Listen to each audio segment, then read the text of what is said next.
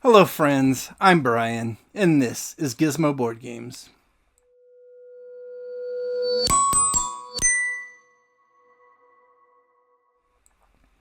Today, I'm going to be doing something a little bit different from Zero Demand. I'm sure you all have been clamoring for this video and immediately clicked below when you saw that it was coming up. I'm sure you did. But to be serious, this is an idea I've been kicking around ever since I started this channel and started kind of rating games, reviewing games. And that is the discussion of how do I rate my games or rate games and when do I rate them? A discussion about rating. And specifically the Gizmo rating scale, which if you've seen any of my reviews, you've seen in action. But how did I come about that and how do I get my ratings from it?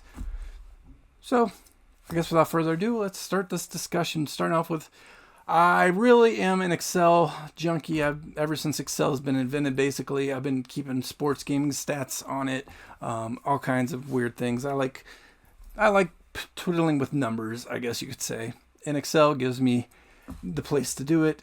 Ever since I was watching movies, I created like movie rating lists because it's a good way for me to see how I can rack and stack them and rate them in the end. So I created this system basically for movie rating from all the movies I used to watch back when I used to watch a lot of movies.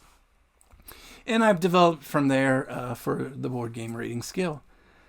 And that is, I take the 5 different schemes that I use to rate games. That is G, is it any good? I, how are the ingredients? Z, is it easy to play? M, do I want more of it? Or what's the replayability like, really is what that one comes down to. And then finally, O, is it original? Which is still one I can't think of a better O thing. For right now, is it original? I don't like that rating schemata necessarily, but it's what I've got to work with for O right now. Please leave suggestions below for something different to consider for the O that is different enough from G through M. In the meantime, I don't want to repeat a same concept either. What do I do with those numbers? Well, for every game I play, I look at, is it any good? What are the ingredients like? Do I want to replay it more? Is it easy or hard to play? And I rate them out of 5, 1 through 5. Boom. Into the spreadsheet. And then you could say, well, it's just an average of those ratings. That's partially true. However, I weight them differently.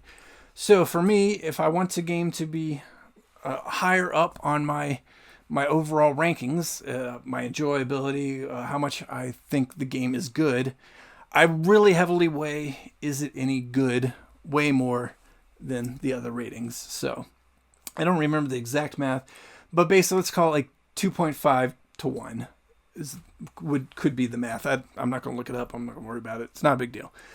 But I weigh the G the most out of the 5 ratings. So therefore, if I score it a 5 in G, that means it's going to overall score higher than games I score a 4 in the G category, even if it falls off the other categories a bit. Although unless, I only gave it a 5 and isn't it good, and then like 1s in the rest of the categories, you know what I'm saying. So G gets a higher weight in the pot. But otherwise, yes, it's basically an average of those 5 ratings. So I think about on a 1 to 5 scale, like, did I really enjoy the game? How much did I enjoy the game? And if I think the game was just average, it gets a 3. That's kind of my baseline.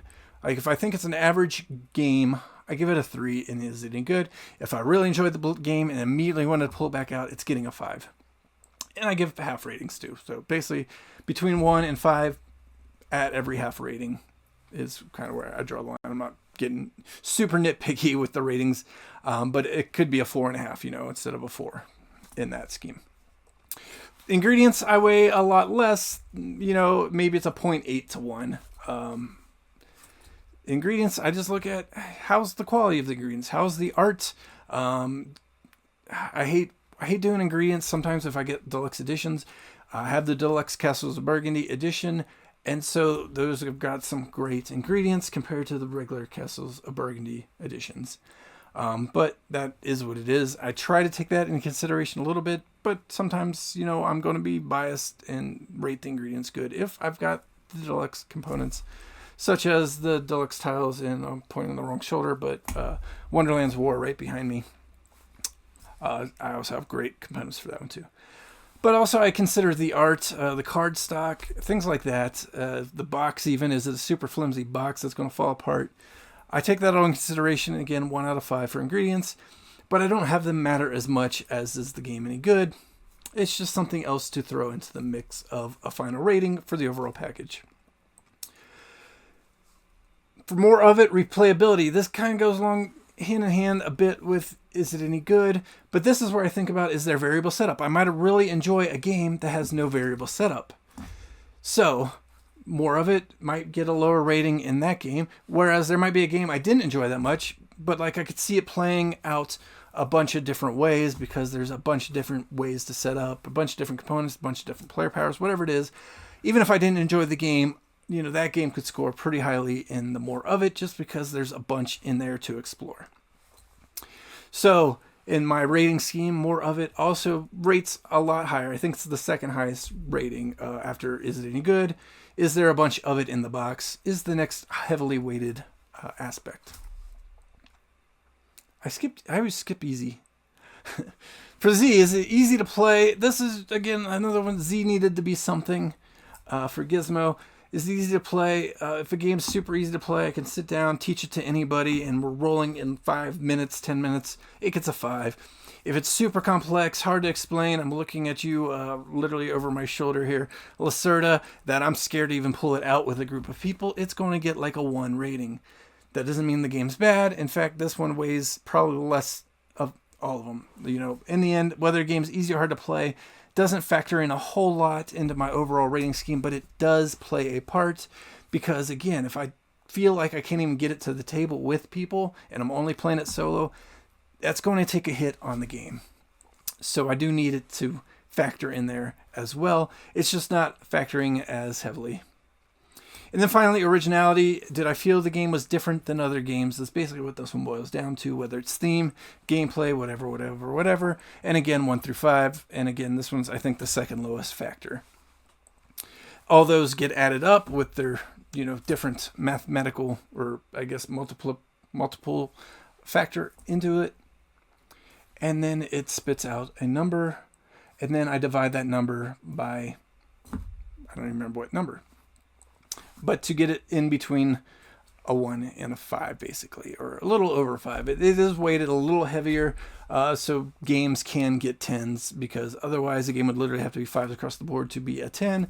So I do, so if the math for those 5 categories came out to be like 8 overall instead of 5 overall, then I would probably divide by 7 or 7.5. Hopefully you understand that. I might not have explained it the best, but basically I just take the 5 different ratings, 1 to 5, and weigh them in a multiplier, and then basically average that out. So that way they weigh between like 5.3 and 1-ish. I don't think I've rated a game lower than 2. But anyway, so it's weighted in that way. And then for BGG purposes, I literally just multiply by 2 and put that on BGG, because BGG's out of 10 scale. And that's that. That's how I figure out my out of 5 gizmos for rating games. That's the thought process that kind of goes into what each GIZMO on this scale stands for. Hopefully this was interesting enough, at least for your math nerds, even though I didn't put a lot of math into this. I did discuss how I math things out, and I think that's the video. If you like this video, give me a thumbs up. Comment below how you rate your games. That's actually what I'm more interested in hearing. Maybe I can tweak mine, and especially if you have some other options, especially for the O category. If there's something better I can do than originality of games, I'd love to hear it. If it fits the O bill, please let me know in the comments below, and subscribe if you want to see more videos like this one, although I think this is the only video I have like this one, where it's just straight discussion about nerdy math stuff. Anyway, I will see you on the next video. Bye.